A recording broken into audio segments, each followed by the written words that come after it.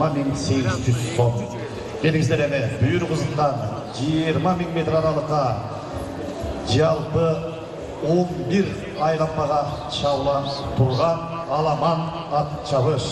Атаудан бері аздектелген ұлу. Аламен байге, урматтуу көрмандар, 11 айлампа 20.000 метр аралыққа демек жарыш башталуу алдында тұрғандығын көрудөбүз. Арғымақтар азыр таныштырылып, бақырындық менен чыгып баштайт. Енесі Аджиба, атесі Иралиев Медет, саяпкері Қанат Дөріпбақов, чабан десе Нурел Елесов. Шығыш Қазақстан облысынан келді, Қазақстандан келді. Шығыш Қазақстандан бірінші номердегі Аққанат. Дөріпбақов Қанат көп игілік жаратып жүрген атесі бүгінгі күнде саяпкер қатарындағы мықты игіліктерді жаратып отыр. Екінші номерде алдыңыздардан өтіп баратқан күлік бұл Байқашқа. Байқашқа арғымағы 3 жаш бышты. Бұл жақта 21 арғымақ чағылады азыр Аламан байгеге. 20.000 метр аралық 11 айлампа өте қызықты деңгейді өтөт. Жан қосылған көрмандар болса баса белгілі өтөлі. Бұл Чолпон Ата шаарында Қатмайдан Ысык көлдің жээги жана министрлер кабинетінің төрағасының кубогу аталышындағы бұл мелдешті көрүүгө чакырам. Аламан байге қызықты болот. Аламан байге мыкты аргымактар өтө жетиштүү. Жекеле Кыргызстан менен чектелген жок. Казакстандан келген аргымактар бар экендигин жогоруда айтып өттү. Чүй облусунан, Ысык көл облусунан, Кыргызстандан 7 дубанынан чогулган аргымактар. Казакстандан 2 аргымак, Астанадан дагы Достук аттуу аргымак келди. Андан сырткары Чыгыш Казакстандан Аққанат аттуу аргымактагы келип жүрүшкө түшүүгө камданып жаткан учуру. Азыр эми ат майдандагы алып баруучу ар бир аргымак менен тааныштырып өтсүн. Андан кийин жалпы жүрүштүн старт алуусунан кийин биргеликте бардыгыбыз кошулуп эфирдин алкагында мен аргымактарды тааныштырып кененирээк сөз кылууга аракет жасайбыз. 1 миллион сом бул баш байге, 1 миллион сом 7 байгеге бөлүнгөн. Биринчи орунду ээлегени 450 000 сом алат, экинчи орунду ээлегени 200 000 сом, үчүнчү орунду ээлеген 150 000 сом, төртүнчү чыккан Аламан 100 000 сом, бешинчи орунга 50 000 сом, алтынчы орунга 30 000 сом жана жетинчи орунга 20 000 сом акчалай сыйлык байге каралган. Андыктан биргеликте көрөбүз, байкап турабыз. Ар бир аргымакка, ар бир чабан деске, ар бир саяпкерге ийгиликтерди каалайлык. Атасы Уан Мен Шоу, енесі Фаранда, Роман Нуркулов, Ерландыкы, Докторбек уулу Байбулак аргымагы тааныштырылып жатат. Бул Талас облусунан Көксай айылынан келген. Талас облусу Көксай айылы. Аргымак тааныштырылууда азыр. Роман Кулов, Ерлан жана Докторбек уулу Рамилбек мыкты ийгиликтерди жаратып атышат. Өткөндө 28 апрель күнү Таласта Жеңишбек Батыркуловдун ат чабышында кайдан 1-чи орунду ээлешкен. Ноорузда мына ушул жерде Ноорус майрамында Аламан ат чабышта 3-чү орунду ээлешкен. Карбаш менен бүгүн мына Байбулак деген бүлүк менен келип отурат. Байбулакта чабылып жүрөт. 8-чи номерде Даттайым аттуу 6-чы номер, 7-чи номер алдыңыздарда өтіп баратқан маалы Қайнар. Мына балдардың Арғымақ федерациясының ережесі бойынша балдардың башында Касыға. Мына ушул 2-3 жылдан бері ушул ережеге жақсы келіп алды. Бұл себебі коопсуздук, бұл эл аралык стандарт, эл аралык ереже ошондой. Мына биздин да жигиттерибиз өндө 7-чи номерде Байбулак өтүп баратат, 6-чы номердеги Қайнар алдыңыздардан өтіп баратат. Жана 8-чи номер менен жерде Екасы Турманалиев Арсендин Даттайым аттуу бүлүгү. Даттайым өткөндө Ноорус майрамында топ байгеде үч жерде 1-чи орунду ээлеп баш байгени алган. Мухаммеденов Бексултан саяпкери 60 чабат. Чүй облусу Сокулук району Күнтүү айылы. 9-чу номердеги мына бүлүк алдыңыздарда жетек менен келаткан маалы. Бул Жүзүп, атасы Шала, энеси Шиңгетти. Таалайбек Бурганаковтугу саяпкери өзү Алышбаев Ырысбек чабат. Ысык көл облусу Бактуу Долонотту айылы. Mına başına kaskasını giyip жетек менен өтүп бараткан маалы 109 номерде. 10 номерде Каратал. Атасы Лимит, енесі Далинка. Иесі Абдукайым Аманов.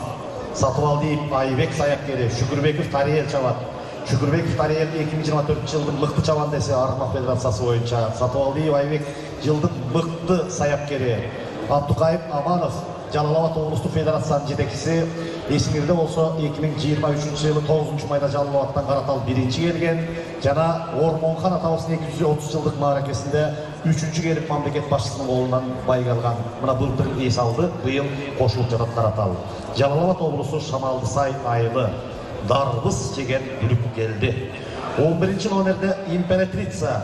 Атасы Наргудан, энеси Лимиттин кызы Садыков Айтмулдуку, Сырга уулу Иза. Кыргыз Республикасынын эмгек сиңирген машыктыруучусу Саяпкери. Болотбеков Арсен чабат, Чүй облусу Бишкек шаарынан келди. Бишкек шаарынан. 12 номерде Маникер. Атасы Маруф Усупжанов Саматтыкы, Саяпкер өзү Нуртилек чабат, Ысыккөл облусу Түп району Михайловка айылы. Мына бүлүктөр алдыңыздардан өтүп аткан маалы. Адеме 13 номерде мына алдыңардан өтүп баратат. Легенда аттуу атасы Рысак, энеси Англиядан келген экен. Жаканалиев Кушубектики, Юлдашев Алишер Саяпкери, Кушубак уулу Таалай чабат. Чүй облусу Төлөк айылы. Мына 13 номерде алдыңыздардан өтүп баратат. 14 номерде Таштуяк аттуу бүлүк. Атасы Тасайдын небереси, энеси жаңы кыргыз тукумундагы бээден түшкөн экен. Жийналиев Таланттыкы, Саяпкери Жийналиев Талант өзү. Капысов Байжан чабат, Нарын облусу Эмгек Тала айылы. Мына 14 номерде Таштуяк алдыбыздан өтүп бараткан маалы. Адеме 15 номерде Зоро аттуу бүлүк. Атасы Золотой, Медан Шавкетовтыкы, Николай Маргунов, Саяпкери Адил Дамиров чабат, Чүй Жайыл районунан келиптер. Зоро өткөн чабыштагы байга алган.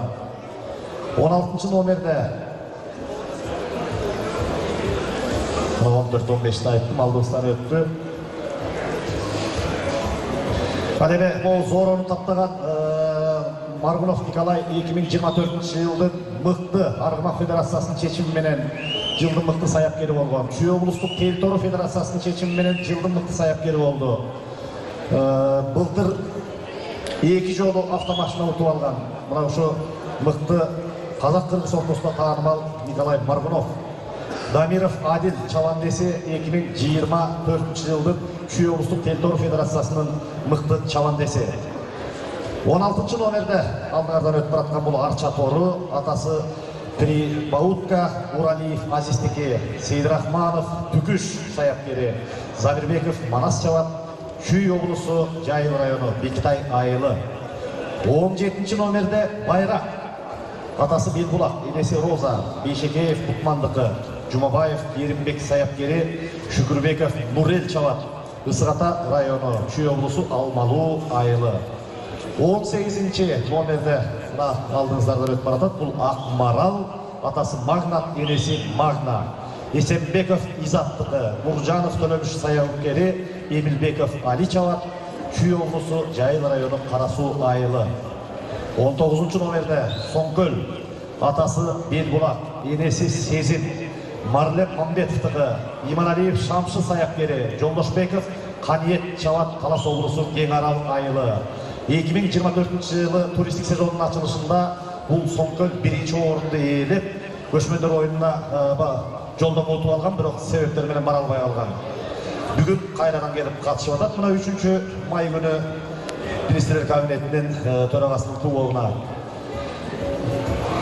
20 номерде Береке, атасы Фор де Франс, энеси Разбордун кызы Исмаилов Азиздики, Үсен уулу Азамат саяпкери, Сагынбеков Байсултан чабат, Чүй облусу Орок айылы. Жана 21 номерде бул Достук аттуу бүлүк, Атасы Тизи Ридлер, енесі Нилая Фея, Сабырбек Мараттығы, Султаналиев, Нурбек Саяпкері, Нурсейітов Адил Чават, Қазақстан, Астана шаарынан келген екен. Жалпы 21 баш аламан бүлік, 7 байге фонду 1 миллион сом.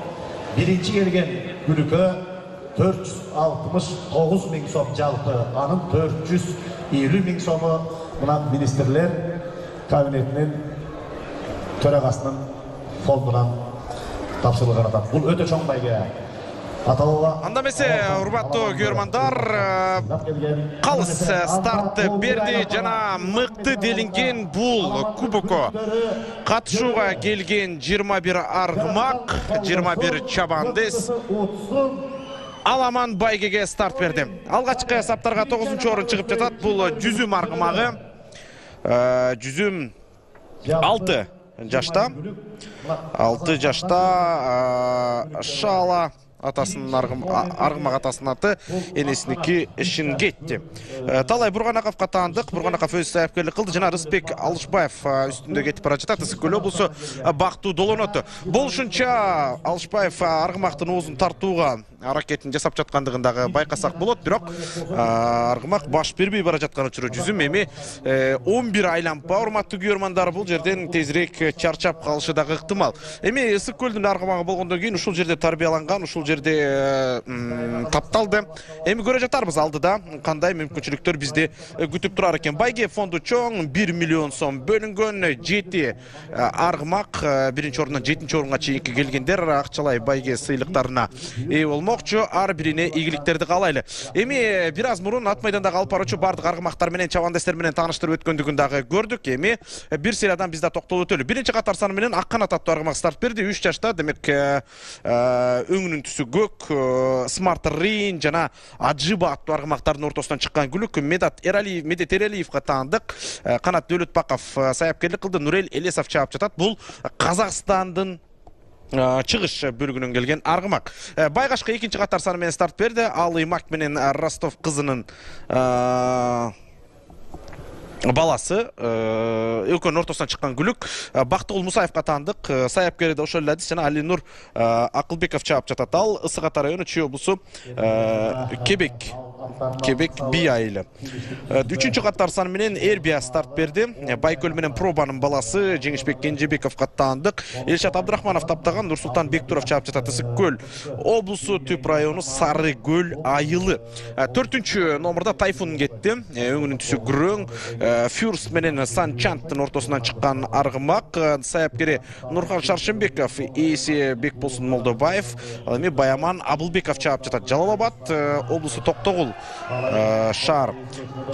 5-чи бул Турумтай аттуу аргымак, Карагер, өңүнүн түсү кара. Лаки Томастын баласы Азамат Тентимиш уулуна таандык. Билал Тентимишов саяпкерлик кылды. Байсал Тентимишов чаап жатат. Нордун облусу Кара Кулжур айылы. 6-чы номер менен Кайнар аттуу аргымак старт берген. Өңүнүн түсү кара. Импорт РФ аргымагынын баласы Мирлан Ахматовго таандык. Ахматов өзү саяпкер. Баяман Мелисов чаап жатат. Чүй облусу Сокулук району жана Белек айылынан. 7-чи номерда Байбулак аттуу аргымак.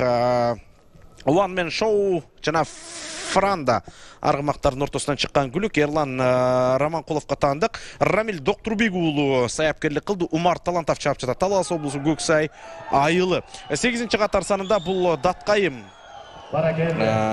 аттуу аргымак кетти. Өңүнүн түсү жерде. Атасы энеси жөнүндө маалыматтар берилген эмес. Арсен Курманалиевге таандык. Бексултан Мухаммединов саяпкерлик кылган Апыш аттуу чабандес чаап жатат. Чүй облусу Сокулук району Күнтүү айылынан.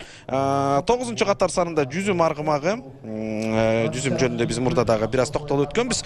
Тору Шала жана Шингеттинин ортосунан чыккан күлүк. Талай Бурганаковго таандык. Бурганаков өзү саяпкери. Рысбек Алышбаев чаап жатат. Ысыкөлө бусу Бактуу Долоноту. 10-чу номер менен Каратал аргымагы кетти. Өнүтүсү Кара, атасы Лимит, энеси Далинка. Абдукай Мамановго таандык. Айбек Сатыбалдиев саяпкерлик кылды. Тарел Шүкүрбеков чаап жатат. Жалал-Абад облусу Шамалды Сай айылы. 11-чи номер менен старт берген аргымак бул Императрица Карагер өңүнүн атасы Нарбудан, энеси Лимит.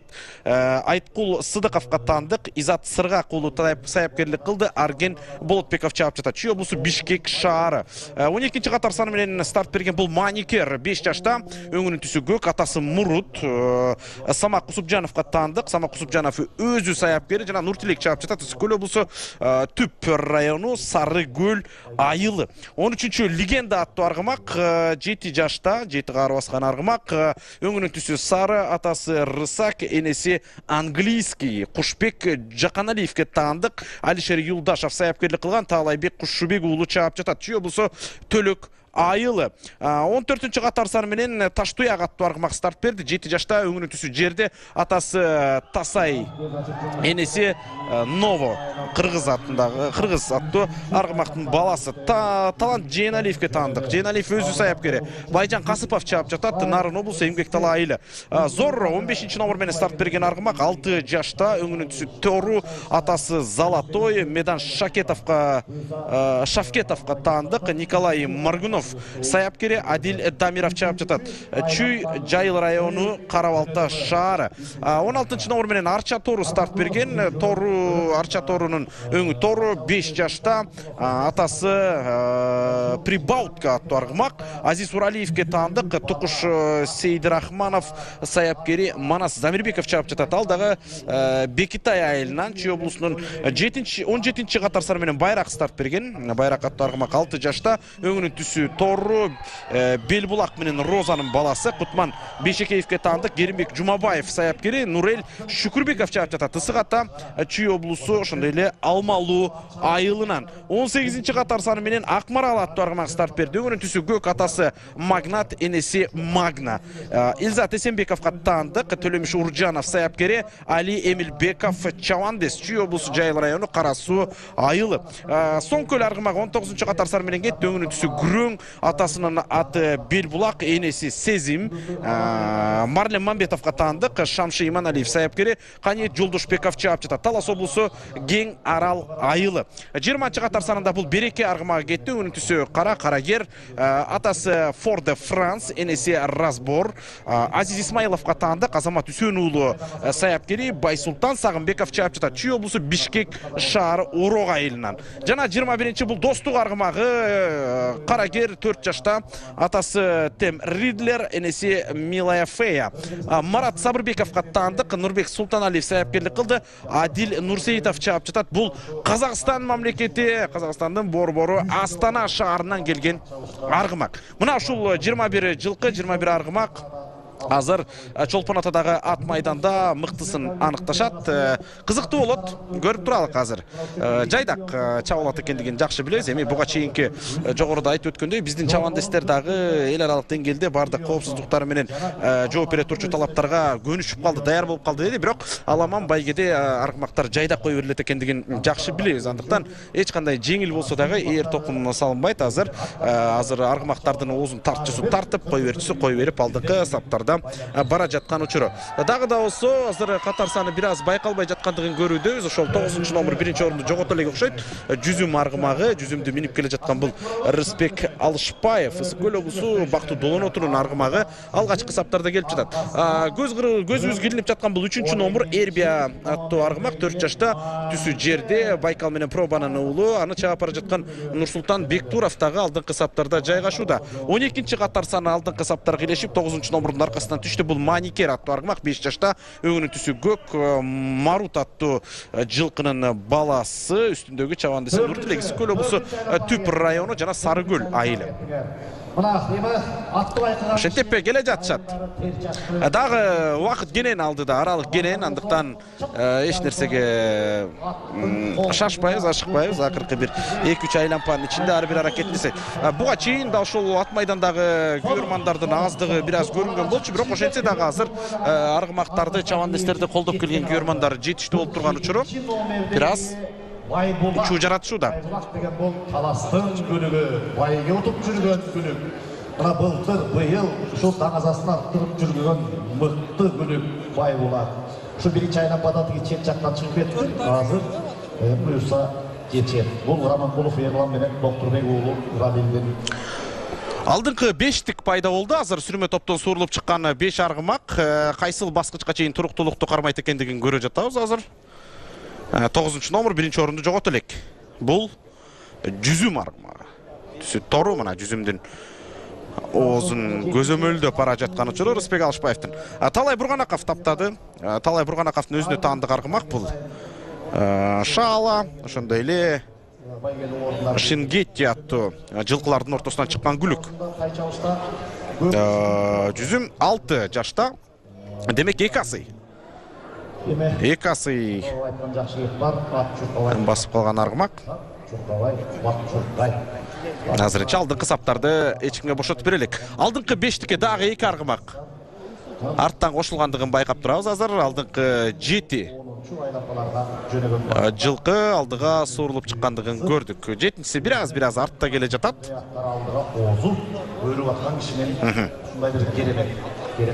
Бардыгы бирдей түстөгү кийимдерди кийген чабандестер. Бир калыпта өтүш акыркы айланмада болгон күчү бүрөп туруп байгени утуш. Өзүнчө бир Алды турукташтырып бара жатышат.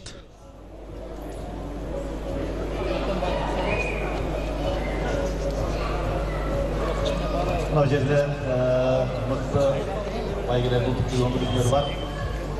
Кайра айтып турсаң да жарашат. Ошон үчүн кырсыгы жок. Мыкты султундай эле. Ооба. Аттын алды чыкты. Күлүккө чабыла турчу аргымактарга такадагы урулбайт. Жана үстүндөгү чабандестин максималдуу түрдө жеңил болушу талап кылынат бул күлүктөргө. Талай Бурганаков кыргыз казак ортосунда Абалды көзөмөлдөө мүмкүнчүлүгүн түзүп берет. Ашыкпай эле келе жатат. 9-катар саны. Жүзүм Рысбек Алышбаев экөө алдыңкы саптарда. Жана 10-номер көзүбүзгө илинет. Бул каратал аргымагы 5 жашта, өңүнүн түсү кара, Лимит жана Далинканын ортосунан чыккан аргымак. Абдукай Мамановго таандык. Жалал Абад облусунун Шамалды Сай айылынын аргымагы Тария Шүкүрбеков чаап келе жатат аны. 21 номердеги Астананын күнүгү. Достук аргымагы 21-катар санадагы, демек алдыңкы саптарга кирди. Достук аргымагы бышты, ал дал ушул жазга бышты, 4 жашка келди. Карагер, Тем Ридер жана Милая Фея деген аргымактардын ортосунан чыккан күлүк. Достук Марат Сабырбековдуку. Нурбек Султаналиев саяпкерлик кылган, Адил Нурсеитов чаап жатат. Астанадан келген аргымак. Климат бираз анын аракетине бираз таасирин тийгизиши мүмкүн эми. Жалпы жүрүштө балким эгерде саяпкерлик чындыгында катуу болгон болсо, жакшы даярдыктан өткөн болсо, анда ал деле чоң маселе жаратышы мүмкүн эмес. Азыр жүзүм кеттиби кайрадан, ооз бербей тизгинди болушунча алдыны карай силкип бара жаткандыгын байкап турабыз. Жакшы суурулуп чыкты. Менимче бул жүзүм эле болсо керек. Жүзүм ортодон бир аз тынчып калгандай көрүндү эле 3 айлампадан кийин. Аркасындагы номеру байкалбай жатат азыр. Менимче жүзүм эле, ооба, жүзүм. Үстүндөгү Рысбек Алышбаев. Абалды турукташтырып көзөмөлдөп бара жатат. 10 номер 4 орунда бара жаткан. Мына достук азыр 10-катар санындагы караталды басып өткөндүгүн байкадык. Ал эми жүзүм ашыкпай. Бир топ эле аралыкты алыстатып алды аркасындагы атаандаштарынан. Эми бирок көрө жатарбыз азыр канча убакытка чейин жүзүм бул деңгээлди сактай алат болду экен, анткени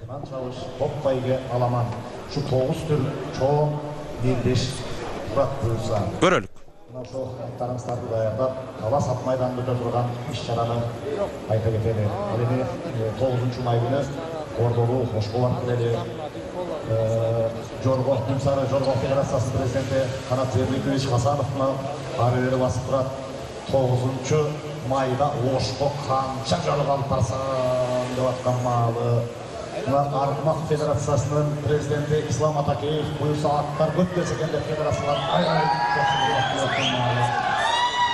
altıncı aylampağa yetti. Cüzüm. Болушунча жүзүмдүн оозун тартып келе жатат. Рысбек Алышбаев. Ысык-Көл облусу Бактуу Долонотунун аргымагы жүзүм.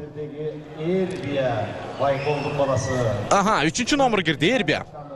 Эрбиянын өңү жерде. Атасы Байкөл, энеси Проба. Жеңишбек Кожобековго таандык. Элшат Абдрахманов саяпкерлик кылды. Нурсултан Бектуров чаап жатат. Ысык-Көл облусу Түп району Сары Көл айылы. Эме жүзүм алды да. Делик жарым айлампа алдыга чыгып кетти окшойт. Анын артында эле Эрбия келе жатат жерде. Эрбиянын жашы 4тө, бышты. Сыйбаса элек. Эгерде тапшырык боюнча, тапшырык боюнча айта турган болсок, тапшырыкка бардык маалыматтар берилген. Энче ката кетпесе керек.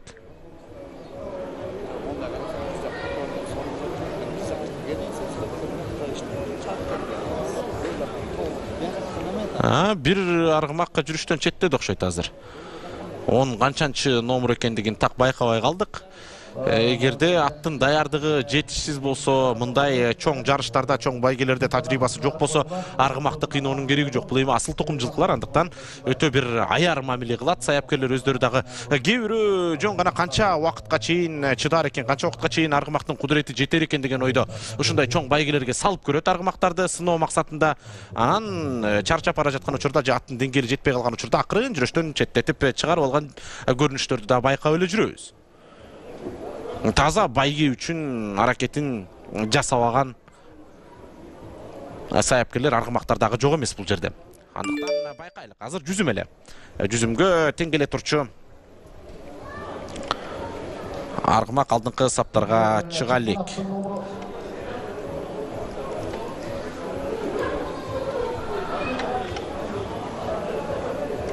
Он тогузунчу номердеги ат токтоптур. Эс алсын. Бул Соңкөл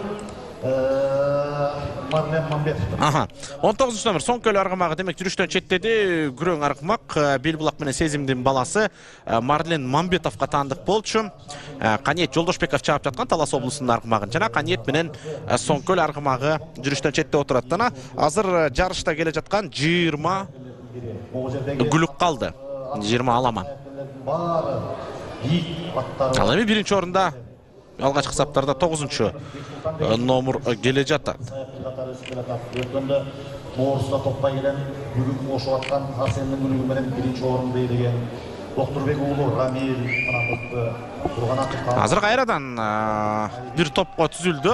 Жүзүмдүн аркасындагы жылкылар кара тер басты азыр. Жана жүзүмдү үстүндөгү жергиликтүү чабандести күйөрмандар колдоп коштоо менен трибунанын алдынан узатып жаткандыгын көрүүдөбүз. Рысбек Алышбаев жана старт берилгенден бери Рысбек Алышбаев жана жүзүм аргымагы алдына эч кимди коюп жибере элек. Бул жакта келе жаткан Эрбия. Эрбия дагы өтө чапчаң аргымак экендиги байкалып турат. Азырынча чарчагандай деле сезилбей эле өңү жерде үстүндөгү чабандес Нурсултан Бектуров кадимкидей аттын оозун тартып ал алдыны карай кое бербей жатат. Бул жакта баандаш кыйын азыр. Кайсыл аргымак канчанчы сапта келе жаткандыгын так анык көрө албайбыз.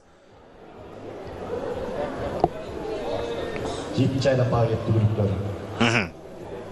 7-нчи айлампа дерлик жарымынан өтүштү. Жалпы дистанциянын эми көрөлүк. Алдыда дагы 4 айлампа калып жаткан учуру менимче 4 айлампага кудурети толук кандуу жетип тургандай жүзүмдүн. Үстүндөгү Рысбек болушунча аргымактын тизгинин көзөмөлдөп эле келе жатат. Бирок аркасында кандайдыр бир коркунуч жарала турган болсо, жакындап келе жаткан аргымактар болсо, тизгинди бошотот дагы, камчы салса дагы болот. Бирок азырынча ашыкпайт. Менимче 1-2 айлампа калганда бардык жүрүш интрига ошол жерден башталат. Бираз азыр чийинден чыгып бара жаткандыгын байкадык. Аны көзөмөлдөгөн Рысбек азыр жүзүмдүн тизгинин сол тарапка тартып, колдон келишинче ошол айлампанын жакынкы буруш тарабына жакындатуу аракетин жасап өттү. Жүзүм болсо чалпынып жатат кадимкидей. Дагы да болсо үстүндөгү Чавандестин оозумду кою бер дегендей кылып башын силкип өткөндүгүн көрдүк 3-4 жолу. Азыр бул саптарда бардык эле ошол сүрмө топтон калып калбоо максатында бардык чавандестер аргымактарды көзөмөлдөп келе жатат. 19 номурдагы аргымак жүрүштөн четтеди. 19 номурда бул Соңкөл болчу. Талас облусунан келген аргымак. Канет Жолдошбеков тизгинди тартып атты токтотту. Эми калганын көрө жатарбыз. Байге фонду 1 миллион сом, 1 миллион сом таптаза бул жерде 7 орунга бөлүнүп берилет. Биринчи орун дейлигени бул 450 000 сом. Акчалай сыйлык алмакчы. Жалпы байгенин 45%. Биринчи орунда келген аргымакка ыйгарат экендиги айтылган. Байге негизи көп коюлат. Асыл тукум жылкыларды кармаган саяпкерлер, жылкы чарбалары Кыргызстанда өтө эле көп. Жылкыга астарлап өтө чоң мамиле менен басым жасап келген кыргыз эли. Жана көзгө көрүнүктүү улуттук спорт түрлөрүнүн бири. Аламан байге өзгөчө. Жакындап калды азыр сүрмө топ. Жакындап келе жаткандыгын көрөдөбүз, бирок азырынча Рысбек Алышбаев дагы да болсо тизгинди бошоткон жери жок. Дээрлик бир 50-60 кадамдай аралык алдыда келе жатат. Ооба, тизгинди тартып жатат Рысбек.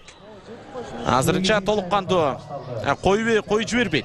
Экинчи орунда дагы да 3-чү номер келе жатат окшойт. Эрби аргымагы Сыкөл облусу Түп району Сары көл айылынын аргымагы ошо жерде кашка аргымак болчу. Ооба, 3-чү катар саны экинчи орунда, жана 3-чү орунда 10-чу номурдагы Каратал аргымагы келе жатат. Ал Жалал Абад облусунун Шамалды Сай айылынан келген Каратал, өңүрүнүн түсү кара, 5 жашта, демек эки асы.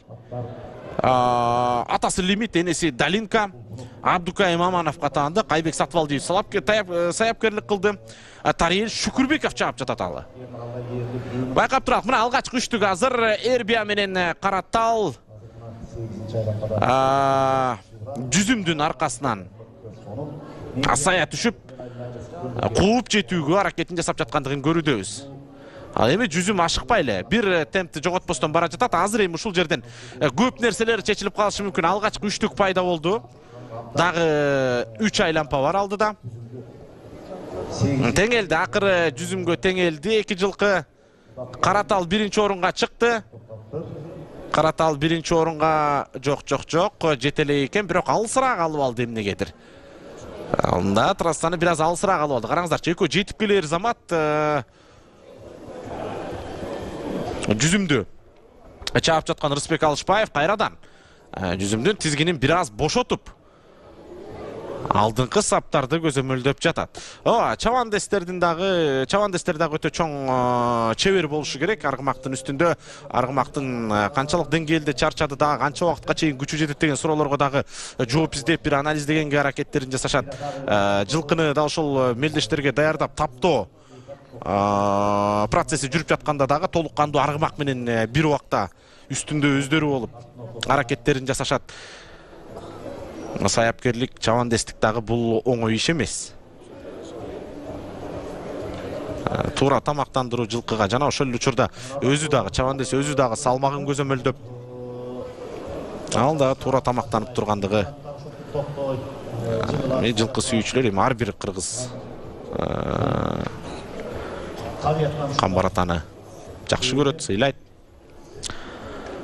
Андыктан билсе керек көпчүлүгү. Бұл жерде тоқтап қалған күліктер бұға чейін байғалып жүрген ел шарты дегендей болып тұрады кейбір ұшқыларға аман емен саяқ беріледі.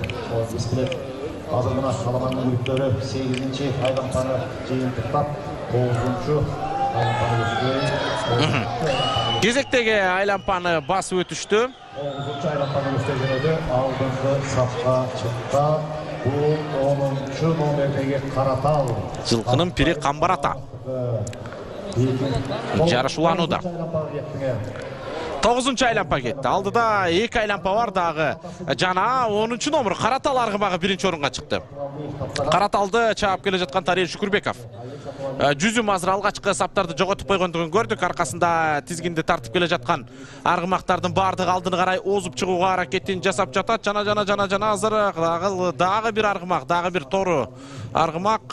Чавандестин номуру байкалбай жатат. Жок, 9-номур жүзүм, Каратал, ошондой эле 3-номурдагы Эрбия алдыңкы саптарды көзөмөлдөп жатат. Азыр жүзүмдүн оозун бир аз тартып келе жаткандыгын көрдүк. Караталды дээрлик боштондукка койгондой таасир калтырган Тариел Шүкүрбеков. Бирок өттү, жүзүм бербей жатат. Азырынча лидерликти бербей жатат. Дароо эле алдына чыгып кетти эле Караталды. Ошол эле замат 1-2-3 мүнөттүн ичинде эле алдын тороп алгачкы саптарга чыгууга жүзүм аргымагы үстүндөгү чабандеси Рысбек Алышбаев экөө туруктуулукту кармап жаткан учуру. Эрбия 3-түккө кирип жатат. Көк шымчан жерде жылкыны чаап келе жаткан Нурсултан Бектуров Түп районунун аргымагы. Бирок интрига жетиштүү азыр мына. Акырындык менен 2 айлампа калган учурда чабандестер дагы да болсо аргымактардын тизгинин бир аз бошотуп абалды турукташтырып баштагандыгын көрдүк. Трибунада эле эмес, күйөрмандар каптал жактан да, ат майдандын каптал жагынан көрүп жаткандар, ат майдандын ортосунда ичинде көрүп жаткан күйөрмандар жетиштүү экендигин байкадык. Азыр мына сүрмө топ алдыңкы саптар үчүн атаандаштык ушул жерден башталды көрүнөт. Көрүп туралы кимде кандай тактика бар азыр. 5-номур бир аз арткарак келе жатат. Аргымактын тизгинин деле тарткан жери жок. Мындай бир карап байкап көрө турган болсок, бирок кое берип болушунча максимум күчүн азыр акыркы 2 айлампанын ичинде алып коюуга дагы ашыккандар жок эмес бул жерде. Кандай сюрпризди кимиси камдап жатат да билбейбиз. 11-номур кетип бара жатат. Азыр Императрицанын оозун кою берди. Императрица дагы мыкты делинген жылкы экендигин айтып өткөнбүз. Карагер Нарбудан менен Лимиттин кызы болчу. Айткул Сыдыков каттанды. Изат Сыргакулу саяпкерлик кылган. Арсен Болотбеков чаап жаткан. Бул Чүй облусу Бишкек шаарынын аргымагы Императрица. Азыр Императрицанын алдыңкы саптарга аралашуусуна чабандеси жакындатып келгендигин көрдүк. Ошону менен 10-чу айлампа кетти. 10-чу айлампа бир айланып келишет дагы 2 жолу.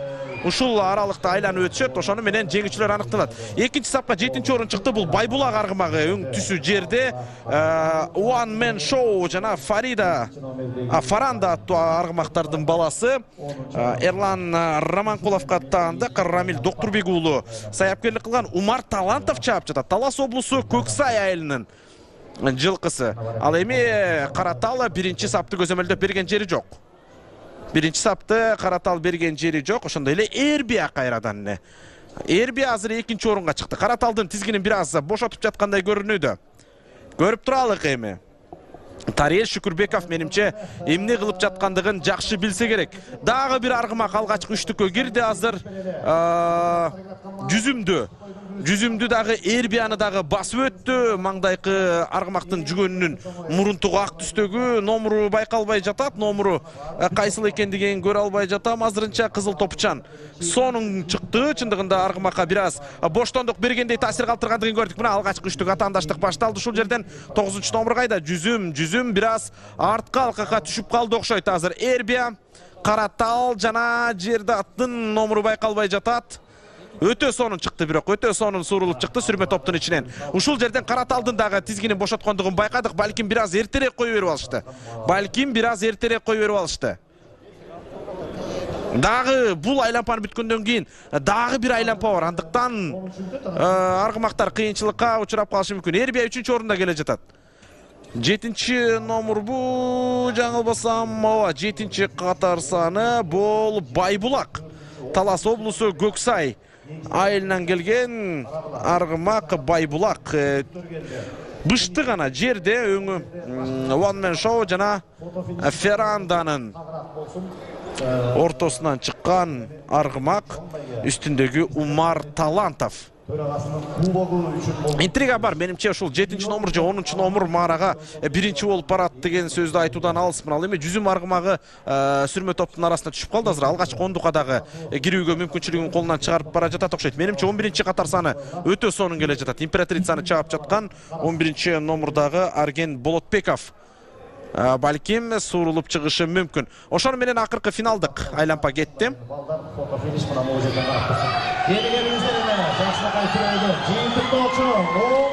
11-ci Aylampa. 14-ci номер аралашууда азыр бул Ташбулак аргымагы. Таштуяк кечиресиздер, Таштуяк жерде Тасай жана Ново Кыргыз аргымагынын баласы Талант Жээналиевдики Байжан Касыпов чаап жатат. Нарын облусу эмгек тала айыл 14-чү номер 3-чү орунга чыкты азыр. Мына ушул жерден эми максималдуу жылкылардын деңгээлин көрөбүз. Канчалык деңгээлде кайсыл аргымак мыкты болуп чыгаар экен? Жүзүмдү кайра кое берди окшойт. Жок, жүзүм эмес, мына үчтүк аралашты. Мен жогоруда сөз кылгам 11-чи номердагы Императрицаны. Императрица фаворит азыр.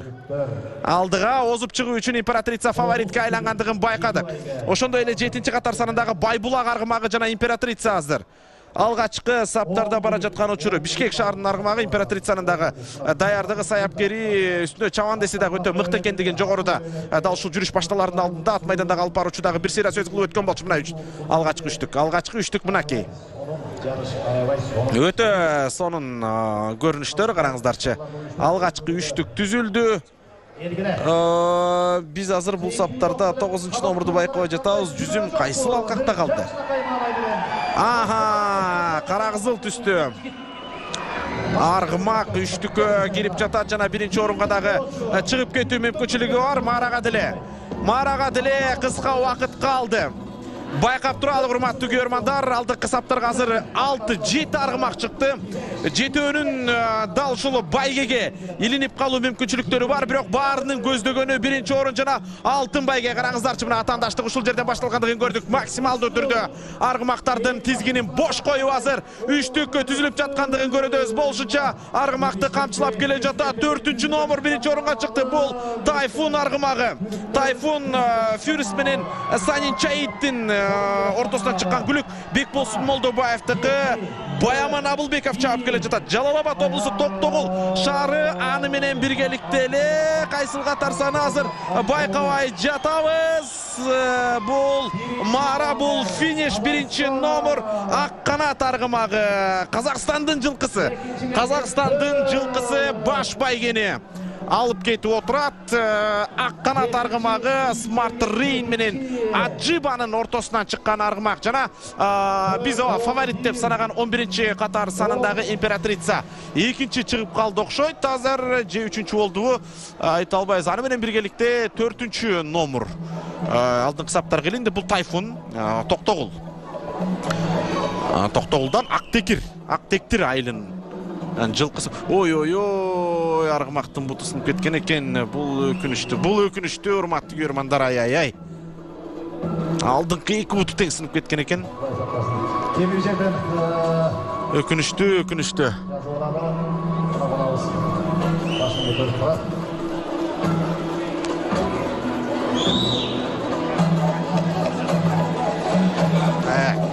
Баш байге Казакстанга кетти.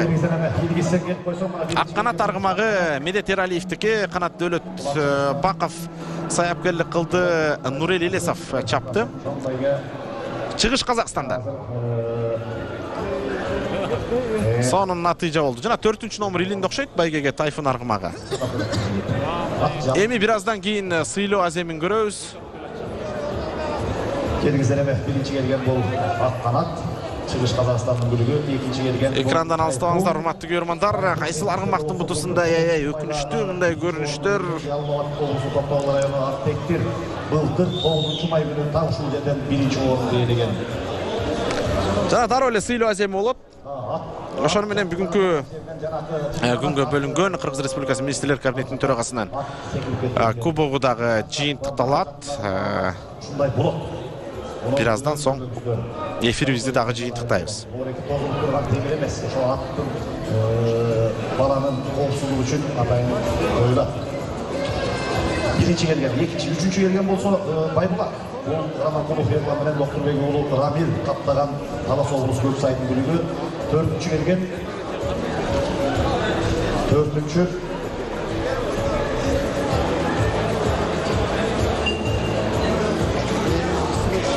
Жеті байга.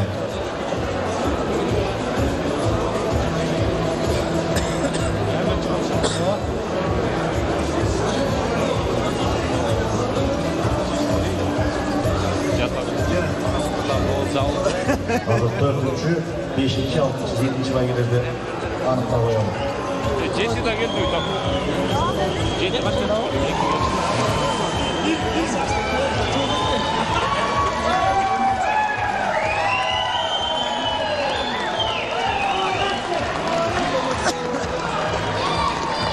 Aşıbek 4-cü, 5-ci kıyımlar, 4-cü, 5-ci, 7-ci oyunlarında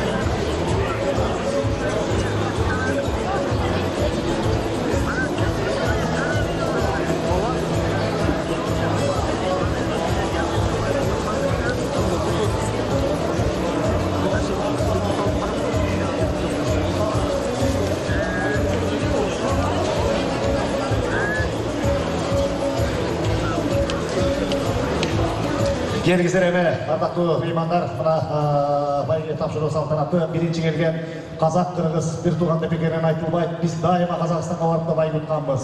Мына ақырғы чалышта, жекіштің тойында да Қазақстанның күні өтті. Бүгін дағы Қазақстанның күні өтті. Bir қол шағып қолдап қойылы.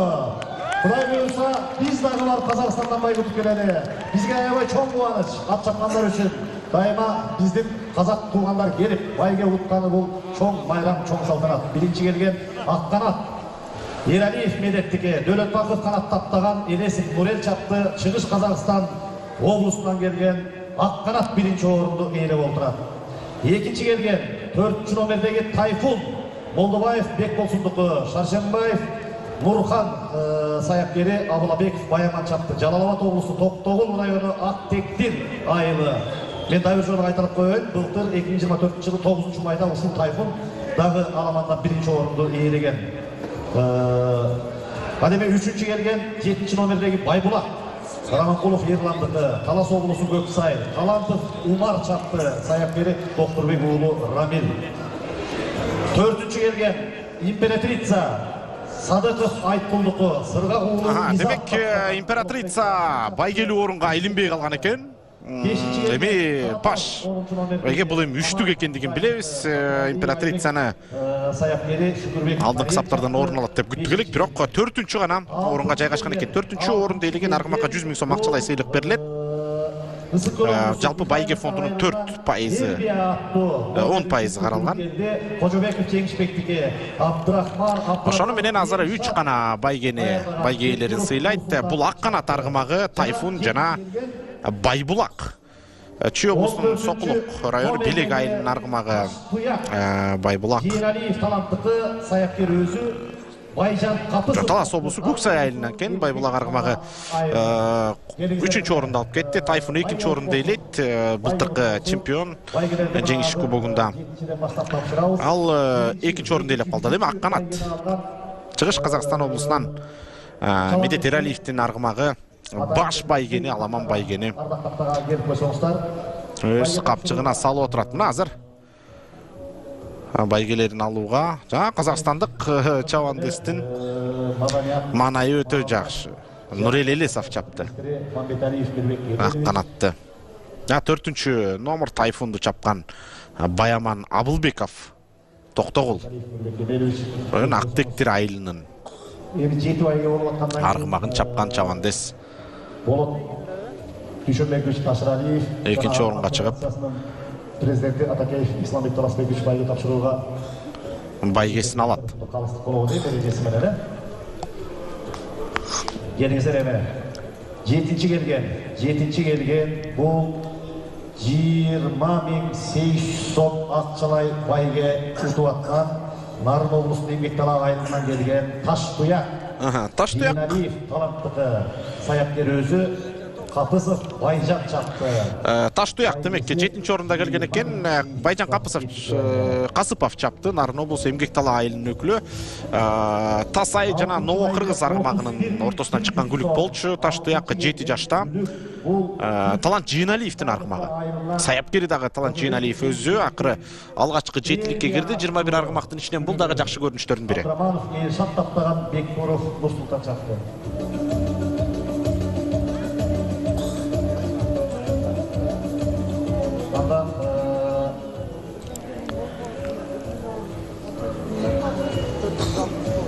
Абдумомунов Айбек Тырсылыкович Аламан Атчабыштын байгесин тапшырууга сизди чакырады. Эне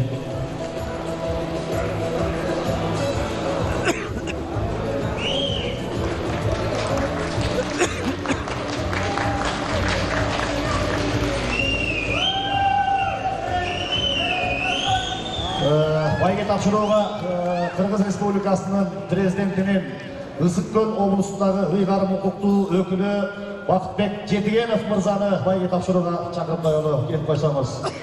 Кыргыз Республикасынын президентинин Ысык Көл облусундагы ыйгарым укуктуу өкүлү Бакытбек Жетигенов мырза Аламандын байгесин тапшырууга ортого келип бериңиз. Байге орундарына илинген чабандестер экраныңыздарда, урматтуу көрөрмандар.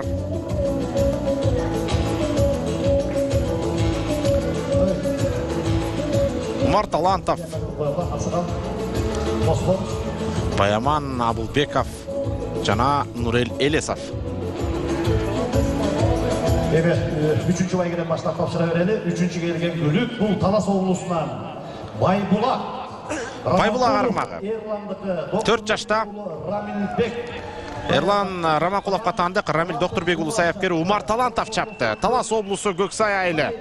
Умар Талантов 150 миң сом акчалай сыйлыгын алып жатат. Экинчи орунда бул 4-чү катар санындагы Тайфун аргымагын чапкан Баяман Абылбеков, Жалалабад, Токтогул, Актектир айылы 200 миң сом акчалай сыйлыгын алып жатат. Баяман Абылбеков. Саяпкерликти бул аргымакка Нурхан Шаршенбеков көрсөткөн аргымактын ээси Бекболсун Молдобаев. Нурхан саяпкери Абылатбеков Баяман чапты. Жана жеңүүчү чемпион Казакстандын аргымагы. 465 миң сом байге менен Ак канат аттуу күлүк Чыгыш Казакстан облусунан келген Ералиев Медеттин күлүгү Ак канат саяпкери 450 миң сом акчалай сыйлык Ак канат аргымагын жана Медет Ералиевди куттуктайлык. Саяпкери Канат Дөөлөтбаков болчу. Нурел Элесов чапты. Кубокту көтөрүүдө Чыгыш Казакстан диплому тапшырылып аткан Казакстандын өкүлү ошентип алтын байгени, баш байгени алып кетип отурат. Урматтуу көрөрмандар, эфирди жыйынтыктайлык, бардык аргымактарды байге ээлерин куттуктайлык. Эфир аркылуу амандашканча сак болуңуздар. Калган байгелерди дагы тапшырып коелу. 4-чү, 5-чи, 6-чы, 7-чилерди Бакытбек Жетигенов мырзага ыраазычылык билдирели. Бар болуңуз. Азыр биротола биз толук байгелерибизди тапшырып бүтүп алалы. Мына 1-чи, 2-чү байгени алган